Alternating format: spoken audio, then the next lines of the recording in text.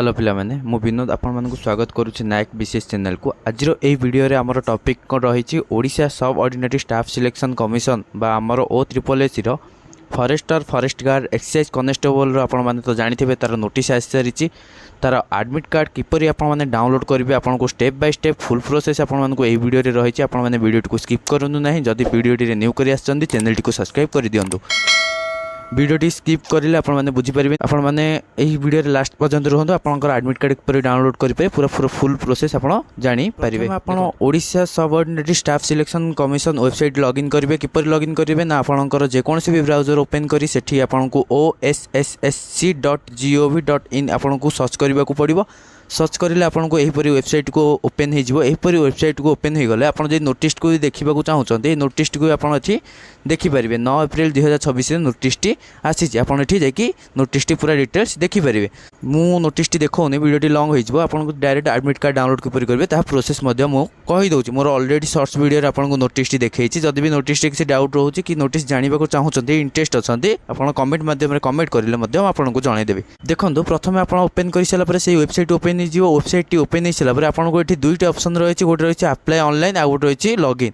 आप सिंपल आप लॉगिन उपर क्लिक करेंगे। क्लिक कलापर यहीपरी गोटे ओपन हम वेब ओपन हो सारापर आपको ये गोटे देखो देखो 4टी ऑप्शन रही user name registration number mobile number email ID 4टी ऑप्शन रही। आप 4टी ऑप्शन भितर आप जो भी नंबर माने यूजर नेम जो मैंने मन रखी ना कि भी अप्लाई करने समय अप्लाई फॉर्म ना तो आपने किसी डर आवश्यक नहीं। से मोबाइल नंबर निजर मोबाइल नंबर दे पारे निजर ईमेल आईडी जो ईमेल आईडी देकी लॉगिन करते से ईमेल आईडी दे पारे और रजिस्ट्रेशन नंबर देदेवे जदि एप्लिकेशन फॉर्म रही। जदि किसी भी ना मोबाइल नंबर ईमेल आईडी तो निश्चित भाव आप एवेलेबल थी से दुईटी आपड़ देकी ना गोटे ही जेकोसी 4टी ऑप्शन भितर जेकोसी भी गोटे आप देकी आप लॉगिन करेंगे। देखो आप प्रथम आप मोबाइल नंबर देले तापर आपन को रहा आपंकर यूजर पासवर्ड जो आवेदन समय जो पासवर्ड टी आप देते से पासवर्ड टी को एंटर करेंगे। जदि पासवर्ड नहीं आप लॉगिन यूजिंग ओटीपी उपर क्लिक करके आप ओटीपी बेसिक लॉगिन करेंगे। बेटर हम आप पासवर्ड करूँ जदि भी पासवर्ड मनी ना आप ओटीपी बेसिक करेंगे किसी असुविधा नहीं। ए देखो ये आप कर सारापर आपको ये कैप्चर कोड टी देखिपे कैप्चर कोड टी शो हो कैप्चर कोड टी बॉक्स आपको फिलअप करने को पड़ो। ये कैप्चर कोड टी आपको फिलअप करके सिंपल लॉगिन उपर क्लिक करेंगे। लॉगिन उपर क्लिक कर सारापर आपंकर आईटी ओपन हो लॉगिन उपर क्लिक कर सारापर आपको आपंकर डैशबोर्ड टी शो हो जहाँ भी आपंकर OSSC आपने आवेदन करेंगे ताहा सब शो कर आपको स्कोर करके आप देखिपारे। आपण मानक एडमिट कार्ड टी डाउनलोड करने आपको एप्लिकेशन नंबर टी किपरि आप जानवे देखो मुझे आपको कहीदे। आप जो आवेदन करेंगे आपंकर आवेदन जो आप डैशबोर्ड टी शो है से डैशबोर्ड ही आपंकर एडमिट नंबर ये शो रही। देखो आपंकर ये एडमिट कार्ड जो एडमिट एप्लिकेशन नंबर रही से शो रही। यही नंबर टी को आपको सिंपल कौन करने को पड़ो ना कॉपी यही नंबर टी जो आप देखिपे मुझे रिमूव कर देती तो आपको यही number T application number T को कॉपी करने को पड़ो। आप simple application number T copy करदे। कॉपी कर सारापर एप्लिकेशन नंबर टी को कॉपी कर सारापर आप लेफ्ट साइड कॉर्नर को देखि थे लेफ्ट साइड कॉर्नर को ये गोटे जो एरर चिन्ह रही सिंपल क्लिक करूँ।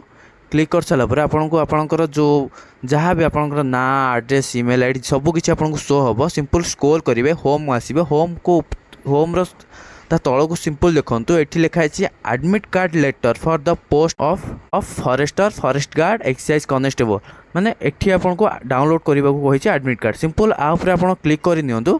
शुणु जो मैंने भी मॉक टेस्ट देवाक चाहते एग्जाम पूर्व देखो ये तल माने एडमिट कार्ड डाउनलोड जो रही तल को आप देखिपे मॉक टेस्ट आप सिंपल ये आपंकर एप्लिकेशन नंबर रोल नंबर देकी आपको मॉक टेस्ट दे पारे एग्जाम पूर्व। जो मैंने भी इंटरेस्ट अच्छा आप मॉक टेस्ट दे पारे। जदि भी यार डिटेल्स जानवा चाहते जदि कमेंट करूँ मुझे यार प्रोसेस नहीं आसबि। देखो ए एडमिट कार्ड किपर डाउनलोड करेंगे से विषय में अच्छी मुझे एपट सेपट गले लंग हो वीडियो। देखो सिंपल क्लिक करूँ। क्लिक कर सारापर आपको से वेब पेज को आनीज जो वेब पेज आपने डाउनलोड करेंगे आपंकर एडमिट कार्ड टी आप सिंपल से वेब पेज को आसी सारापर देखो आम जो एप्लिकेशन नंबर टी कॉपी करते से को पेस्ट करने को पड़ो। एंटर एप्लिकेशन नंबर आप देखिपे प्रथम रही एंटर एप्लिकेशन नंबर एठी जो कॉपी करथिबा एप्लिकेशन नंबर टी को पेस्ट करेंगे बा कॉपी पेस्ट करेंगे। जदि भी एप्लिकेशन फॉर्म रही से फॉर्म देखी एप्लिकेशन नंबर टी एंटर करेंगे। देन आपंकर रहा पासवर्ड पासवर्ड कौन रही ना आपंकर डेट ऑफ बर्थ बा आपंकर जन्म तारीख हूँ आपंकर पासवर्ड यही दुईटी फिलअप कर सारापर आपको ये कैप्चर कोड रही सिंपल ये फिलअप करके लॉगिन बटन उपर क्लिक करेंगे। लॉगिन बटन उपर क्लिक कर सारापर आपको एडमिट कार्ड शो हम। चलते मुझे फुल प्रोसेस देखा किसी भी स्किप करूँ ना आप पूरा जानीजे। लॉगिन कर सारापर आपको यहीपरी वेब पेज टी शो हम। ये पेज वेब पेज मैंने आपंकर आप्लिकेसन नंबर आपंकर रोल नंबर आपंकर पोस्ट जो पोस्ट आवेदन करेंगे आपंक फोटो सबुଗୁଡ଼ିक ये शो हम। तो आप एडमिट कार्ड किपर डाउनलोड करेंगे देखिए ये एप्लिकेशन डिटेल्स रही देन ये रही एडमिट कार्ड। आप सिंपल एडमिट कार्ड उपर क्लिक करूँ। एडमिट कार्ड उपर क्लिक कर सारापर आपको यहीपरी शो हम एडमिट कार्ड। देखो आपको स्कोर डाउन करेंगे। स्कोर डाउन कर सारापर आपको ये आपंकर एग्जाम डेट समय रही केतरा एग्जाम रही सीटी अच्छी सब शो कर पूर्व आपने देखिपे एडमिट कार्ड माने डाउनलोड करने को ऑप्शन रही सिंपल आउे आप क्लिक कर सारापर आपको एडमिट कार्ड आप डाउनलोड हो। देखो आप एडमिट कार्ड डाउनलोड हो। देखो एडमिट कार्ड आपंकर रोल नंबर रही आपंकर नेम आपंकर application number date of birth gender father's name mother's name category social category आप सब डिटेल्स माने आपंकर जहाँ भी डिटेल्स था सब रही।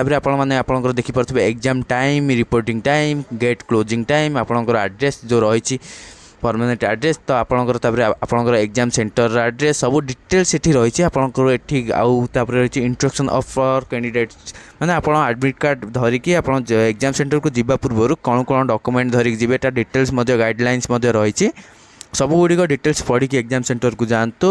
आपण को एग्जाम ऑल द बेस्ट। जदि वीडियो किसी भी डाउट रोचे किसी भी आपंकर प्रॉब्लम रोचे मते यही वीडियो माध्यम कमेंट करी जणाई पारे जनइले मुझे सेटा सॉल्यूशन करने ट्राए करी। जदि न्यू करी आसछन्ती चैनल टी को सब्सक्राइब कर नियंतु। Thank you.